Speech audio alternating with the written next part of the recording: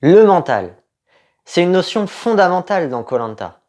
Après le mérite, c'est peut-être le terme le plus utilisé de l'émission. On l'entend à tout bout de champ pour justifier des victoires ou des contre-performances.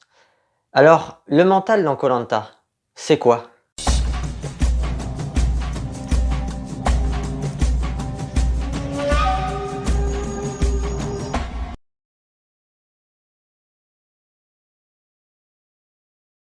Salut à tous les aventuriers!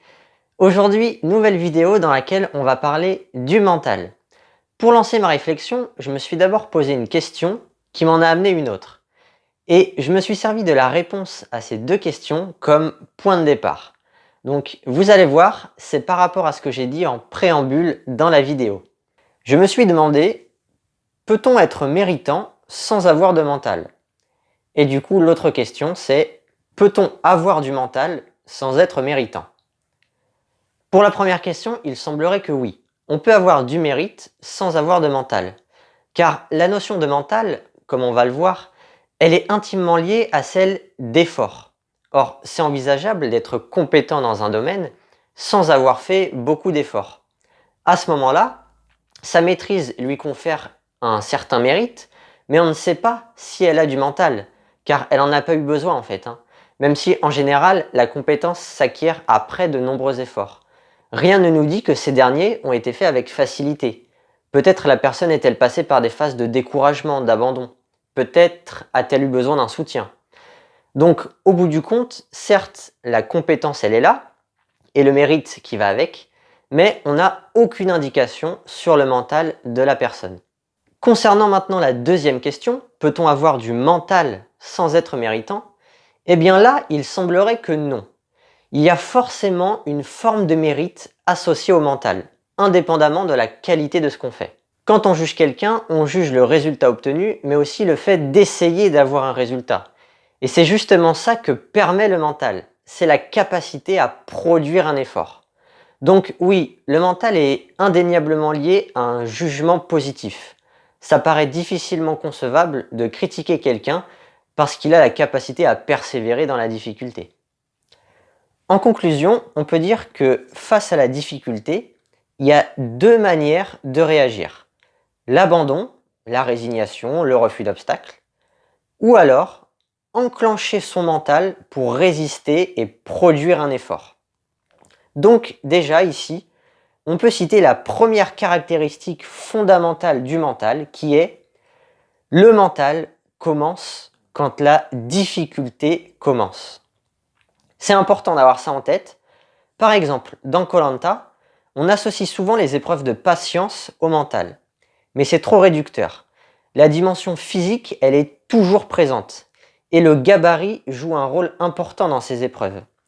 Si on prend par exemple l'épreuve du paresseux, quelqu'un qui possède un rapport poids-puissance avantageux, comme Grégoire, commencera à être dans le mal bien plus tard que quelqu'un au physique massif comme Christophe.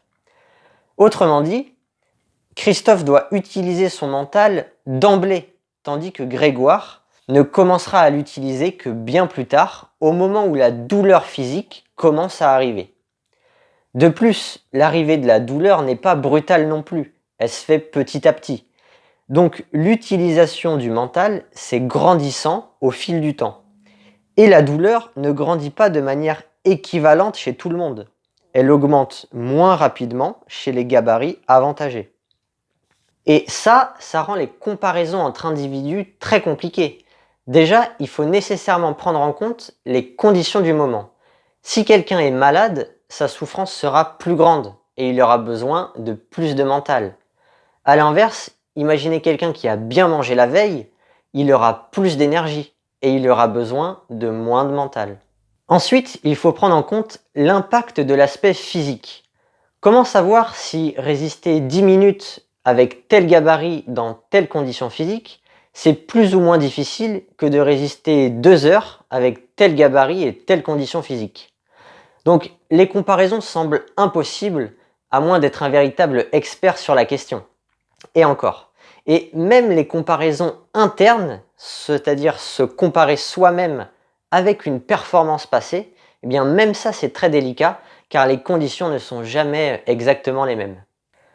Autre chose à savoir sur ce premier point, les efforts concernent absolument tous les domaines. Ça peut être un effort physique, c'est souvent ça dont il s'agit quand on parle de mental dans koh, mais ça peut être aussi un effort social. Imaginez que c'est difficile pour certaines personnes timides d'aller parler à des inconnus. Ça peut être un effort pour maîtriser ses pulsions. Imaginez que c'est difficile pour certains de passer devant une boulangerie sans craquer, c'est-à-dire sans rentrer dedans pour s'acheter une pâtisserie, juste par gourmandise. Ça peut être un effort de réflexion, etc. Enfin bref, les efforts s'appliquent dans tous les domaines du monde. Bien sûr, parfois, on est capable de faire des choses sans produire d'efforts. Ça peut venir soit de l'amour, de la motivation en fait, quand on aime bien ce qu'on fait, on aime bien ce qu'on fait donc on ne ressent pas la difficulté, soit du talent. Le talent, prenez-le comme un synonyme de facilité. Le talent, en théorie, ça recouvre tout ce qu'on est capable de faire sans effort. Par exemple, j'ai des facilités d'apprentissage. Ça veut dire que je comprends plus vite que les autres. Ça veut dire que je n'ai pas besoin de faire d'efforts de réflexion pour comprendre. Ça peut être des facilités techniques. J'ai moins besoin d'entraînement pour être adroit ou pour avoir de l'équilibre. Des facilités physiques, etc., etc. Enfin bref, ça concerne aussi tous les domaines du monde. Donc le talent, ça ne s'entraîne pas, c'est inné. Et ce que je voulais dire, c'est que quand on fait quelque chose qu'on n'aime pas, on a besoin du mental directement. Comme on n'a pas d'appétence ou de facilité, la difficulté, elle commence d'entrée. Si je demande à un ami qui déteste faire du sport de venir faire un footing avec moi, eh bien, rien que pour répondre « oui, ouais, ok, d'accord, je viens », la personne, elle a besoin d'utiliser son mental. C'est pas facile pour elle. Enfin voilà, peu importe en fait comment arrive la difficulté, quoi qu'il arrive, ce qu'il faut retenir, c'est que le mental commence quand la difficulté commence. Et la difficulté, elle arrive soit par manque de talent, de facilité, un peu comme Christophe sur l'épreuve du paresseux, qui n'a pas de chance d'avoir un gabarit lourd, soit par manque d'amour, donc manque de motivation en fait. Voilà, ça c'était le premier point. Maintenant pour le deuxième point, je vais aborder la question de la motivation. Déjà, on va distinguer les deux notions. La motivation, ça existe avant le mental. C'est-à-dire que pour me lancer dans un projet, j'ai besoin d'être motivé, d'avoir envie. C'est pas encore du mental, puisque la difficulté n'a pas encore commencé. On est uniquement dans la projection, on est avant le projet. Par contre, ensuite, si c'est un projet qui s'étale dans le temps, alors il y a dans le mental la faculté à conserver sa motivation. Et il y a plusieurs moments où ça peut être difficile de conserver sa motivation. Et donc, ça va distinguer deux capacités différentes, où la différence, ce sera une question d'échelle. La première capacité, en fait, c'est ce que je viens de dire, c'est le premier point qu'on a cité dans la vidéo, c'est la capacité à produire un effort. On en a besoin quand on veut franchir un obstacle, quand on fait une épreuve par exemple, dans koh. La deuxième capacité, c'est celle qui se vérifie sur l'usure qu'occasionne un environnement difficile. Ça s'enclenche à partir d'une accumulation de fatigue. En fait, c'est à une plus grande échelle. Je vous donne un exemple pour comprendre la différence. Imaginez un tennisman, pendant ses matchs, quand il est sur le court, il va utiliser la première capacité, il va produire un effort, il est dans le feu de l'action. En l'occurrence, pour un sportif, on parle d'effort physique. Mais entre les matchs, il a besoin aussi d'avoir une forme de mental pour continuer à avoir envie de réaliser ses objectifs, de devenir le numéro 1 mondial par exemple, malgré tout ce qui se passe dans sa carrière, les victoires, les défaites, les blessures, etc. Dans koh, le moment du match, ce serait les épreuves. Et le entre les matchs, ce serait supporter les conditions de survie. Ce deuxième type de mental, il a été bien résumé par Julius Erving, un illustre basketteur des années 70 et 80, dans la citation suivante: « Être un professionnel, c'est faire ce que l'on aime les jours où on n'a pas envie de le faire. C'est exactement ça, hein. C'est continuer à garder l'envie, même dans les moments creux. Ce qui signifie au final qu'on peut avoir du mental un jour et beaucoup moins le lendemain. C'est quelque chose de fragile qui se gagne et se perd en fonction de d'autres paramètres comme l'humeur, l'état de forme, l'état d'esprit, etc. Donc ça nous amène au deuxième point fondamental du mental qui est que le mental est fluctuant en fonction du temps. Voilà, ça c'était pour les deux premiers points. Et il y a encore en plus un dernier point qui est très important pour comprendre le mental. C'est tout ce qui va toucher à la gestion du moment, la gestion du stress, la gestion des émotions, la gestion de l'enjeu. Pour ça, il va falloir oublier le contexte et se connecter à l'instant présent pour rester focalisé sur le présent. Prenez par exemple l'épreuve de l'équilibre sur l'eau. Imaginez que, au moment de passer la première poutre, vous êtes en train d'anticiper la suite et de vous dire « Putain, après, il y a encore le pont flottant, ça va être chaud ça. Hein. » Ah non, là ça va pas. Cette anticipation, elle va réduire votre performance parce que vous n'êtes pas concentré sur ce que vous faites. Et ça c'est valable même si c'est une anticipation positive. Parce que s'imaginer brandir le totem, c'est bien, mais c'est bien avant l'épreuve. C'est un conditionnement en fait. Hein. Au moment, moi je parle du moment où vous faites l'épreuve, ben c'est pas le moment d'y penser. Parce que, encore une fois, ça vous déconcentre. On tombe dans une notion centrale du mental qui est la capacité de concentration.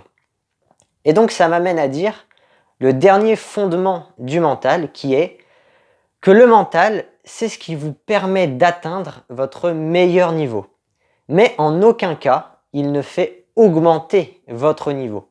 En fait, le mental, il n'influence pas votre niveau intrinsèque. Votre niveau, il est ce qu'il est. Et le mental, c'est ce qui vous permet d'exprimer le maximum de votre potentiel. Mais ce qu'il ne faut pas perdre de vue, c'est qu'en fonction de votre niveau, vous avez une limite. Une limite physiologique, comme sur l'épreuve du paresseux, par exemple, ou technique, comme sur l'épreuve de l'équilibre sur l'eau. Ça dépend de ce qu'on fait. Je parle ici du moment où on a besoin de gérer la pression. Bien sûr qu'avant ça, en général, on a besoin du mental pour faire des efforts, pour s'entraîner. C'est l'entraînement qui augmente notre niveau, nos compétences. Notre limite à nous va être plus loin grâce à l'entraînement. On va aller un peu plus loin dans les exemples. Si je vous dis qu'il y a quelqu'un qui a fait l'épreuve du paresseux et qu'il a tenu 28 heures, ben non, c'est pas possible. Même si cette personne, elle a le rapport poids-puissance le plus parfait possible, elle a fait la meilleure préparation possible musculairement parlant, elle s'est entraînée, etc.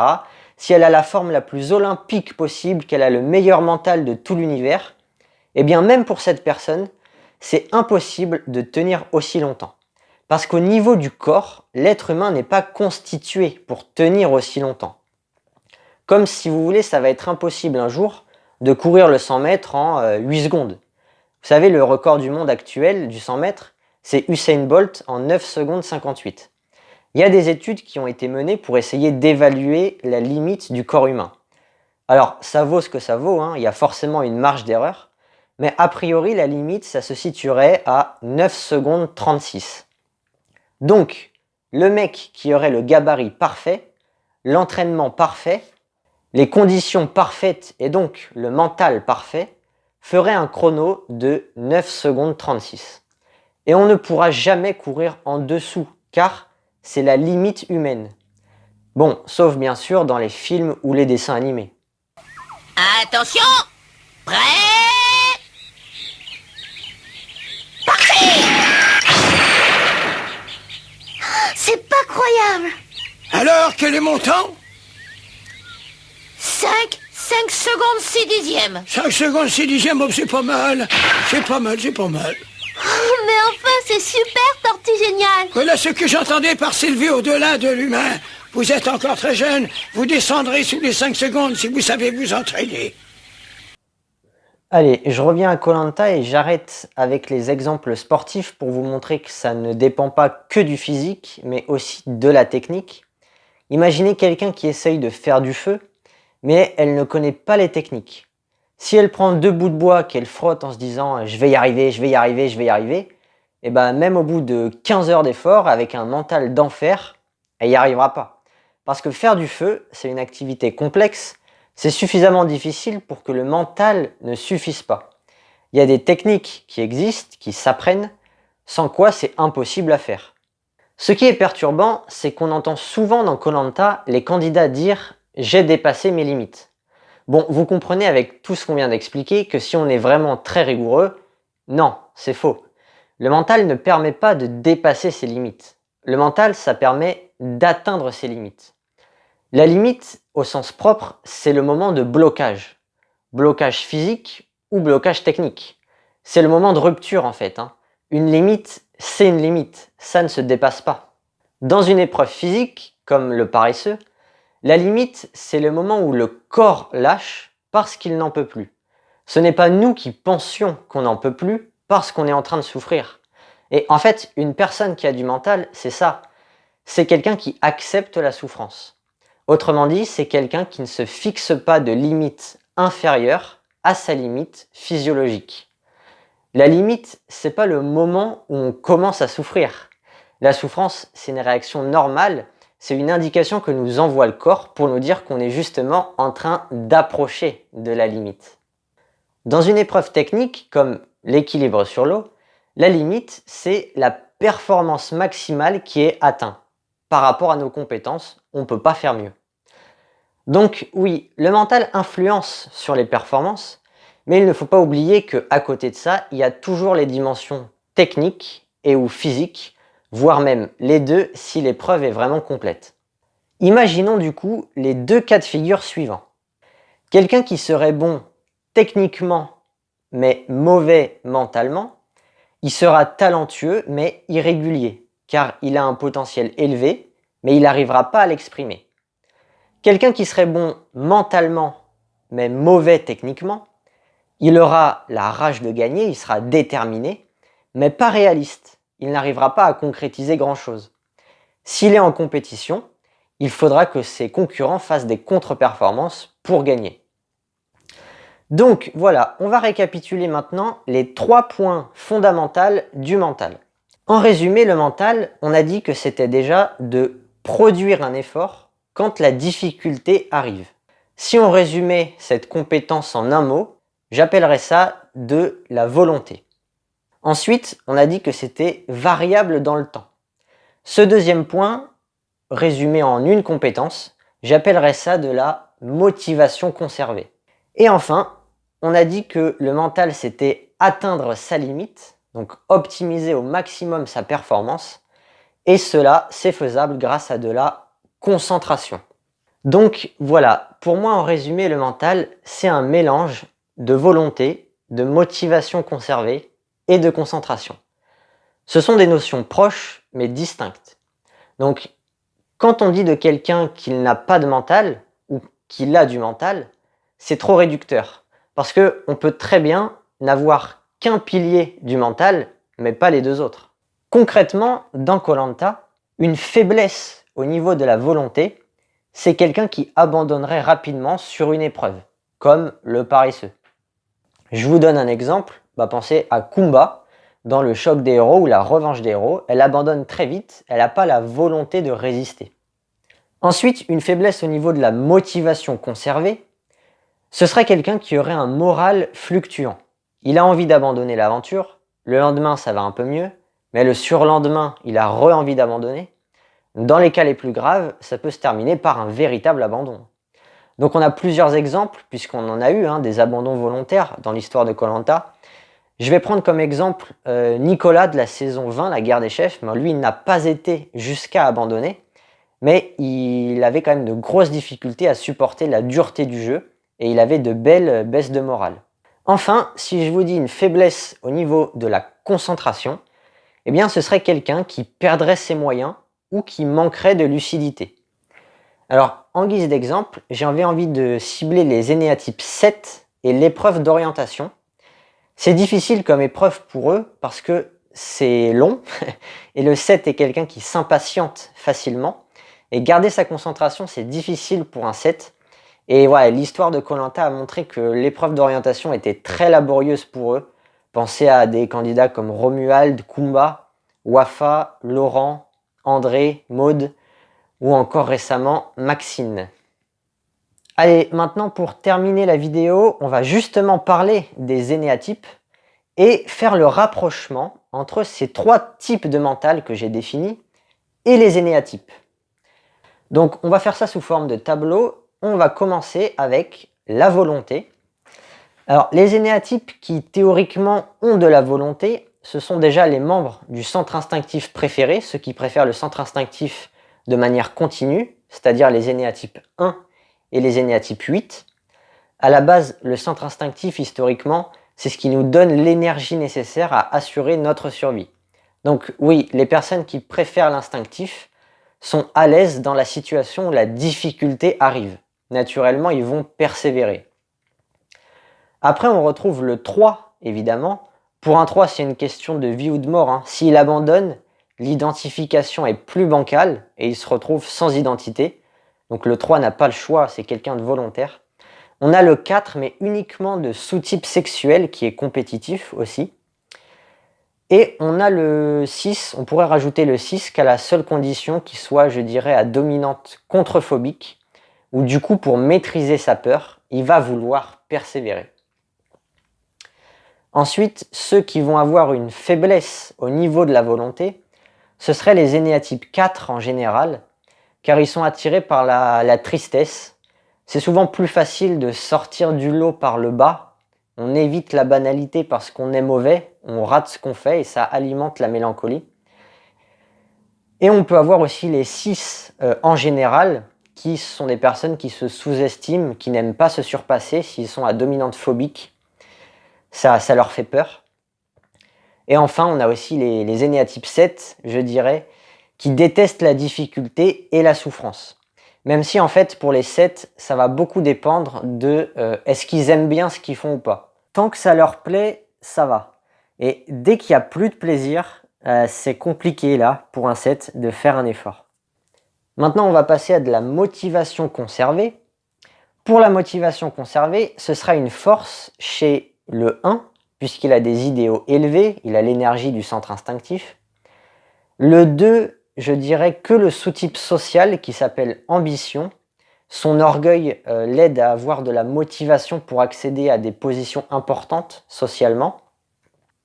On retrouve aussi le 3 qui finalise ses projets pour trouver son identité, hein, il ne peut pas abandonner en cours de route. Et le 8 qui préfère le centre instinctif, qui veut éviter la faiblesse. A l'inverse, pour ceux pour qui ce sera une faiblesse, on va retrouver les 4 qui peuvent être très instables et avoir des hauts et des bas. Et avec les 4, c'est exagéré, hein. Donc quand c'est des bas, c'est des sacrés bas, hein. Et aussi les 9 qui vivent la bascule du centre instinctif. Et donc toute l'énergie, toute la perte d'énergie qui va avec. Ça crée chez le 9 un manque de constance. C'est compliqué hein, pour un 9 d'être motivé. Il y a toujours au fond du 9 ce côté de toute façon j'en ai rien à foutre, hein. Si ça marche pas, je me sens bien quand même. Alors un bel exemple de ça, c'est cette chaîne YouTube. Elle n'a pas failli exister, hein, parce que un coup j'ai envie de la faire, le lendemain, bah non, j'ai plus envie de faire des efforts, je m'en fous. Et donc le projet d'un 9, soit il voit jamais le jour, soit il met très longtemps à se concrétiser. Et on retrouve là la lenteur caractéristique du 9. En fait, très souvent dans la vie, les 9, par rapport à ce problème de motivation conservée, ils se font aider, ils font des choses parce qu'ils sont entourés. La motivation, elle vient des autres. Mais un 9 tout seul, il fait rien de sa vie. Allez, maintenant on va passer au dernier pilier, la concentration. En ce qui concerne la concentration, ce sera une force pour les énéatypes 1. Mais vous allez voir que pour ce pilier-là, la variante vont être très importantes. Donc les 1, ce sont surtout les 1 de variante mu qui vont avoir la concentration pour force, puisque ça veut dire qu'ils répriment l'émotionnel. Et réprimer le centre émotionnel, ça facilite beaucoup le contrôle de son sang-froid, et donc ça permet la concentration. C'est pareil pour les autres énéatypes en fait. Les énéatypes 3, en cas de perception de l'échec, il y a la bascule qui s'opère, et le centre émotionnel devient réprimé pour pouvoir réussir. L'énéatype 5, il met en permanence à l'écart ses émotions. Ensuite, on a le 8 alpha, pour les mêmes raisons que le 1 mu, c'est la même hiérarchie des centres. Et enfin, on retrouve aussi le 9, même si c'est un tout petit peu moins vrai quand même pour le 9 de variante mu. Les 9 sont quand même d'un naturel calme et difficilement perturbables. A l'inverse, ceux qui auront une faiblesse, ce seront les 1 alpha, qui sont impulsifs et peuvent stresser facilement. Les membres du centre émotionnel préféré, évidemment, les 2 et les 4, qui peuvent se faire submerger par leurs émotions. On retrouve les énéatypes 7, qui se dispersent facilement, qui sont impatients. Et les 8 mu, du coup pareil que les 1 alpha, ils sont impulsifs. Alors maintenant que le tableau est complet, ce qu'on remarque, c'est qu'il y a des constantes. Du côté des qualités, on va remarquer que ce sont les énéatypes 1, 3 et 8. Et oui, ce sont les personnes qui font le plus de choses dans la vie, ceux qui font avancer les choses. C'est des moteurs en fait, c'est des énéatypes qui ne baissent pas les bras. C'est 3 égos différents, mais qui ont tous les 3, on va dire, naturellement du mental. Ça fait partie de leur qualité. De l'autre côté, on a aussi une constante, c'est le 4, qui théoriquement, du coup, n'a pas beaucoup de mental. Il a le centre émotionnel préféré vers l'intérieur, et c'est difficile de faire concilier les émotions et la mélancolie avec l'abnégation et la performance.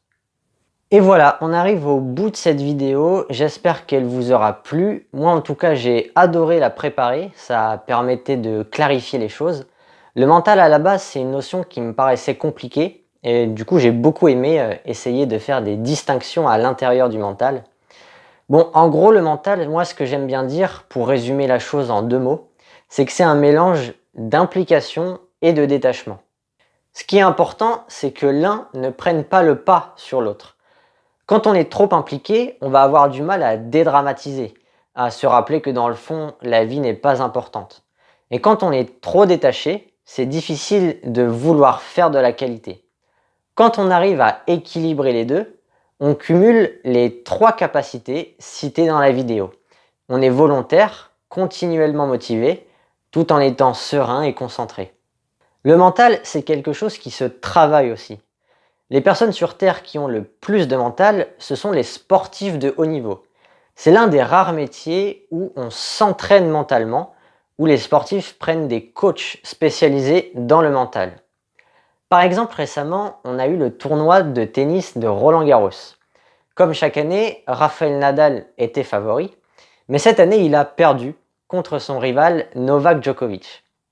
Après le match, en conférence de presse, Rafa a insisté sur le fait qu'il a perdu ni plus ni moins juste qu'un match de tennis. Cette vision des choses, ça permet le pardon à soi-même et la capacité de rebond. C'est du détachement, le fait de se donner le droit de perdre, le droit à l'erreur. Mais voyez ça, il ne faut pas se le dire pendant le match. Imaginez que Rafa, pendant qu'il est en train de perdre, il est en train de se dire « bah, de toute façon, c'est qu'un match de tennis, c'est pas grave ». Non, ça va le désengager, donc ça va pas. Et en fait, avoir du mental finalement, c'est ça.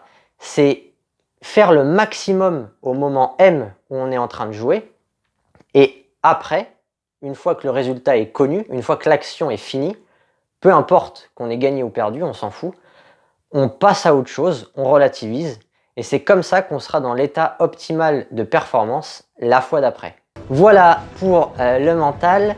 Si vous avez d'autres idées et des trucs auxquels je n'aurais pas pensé, mettez-moi tout ça dans les commentaires.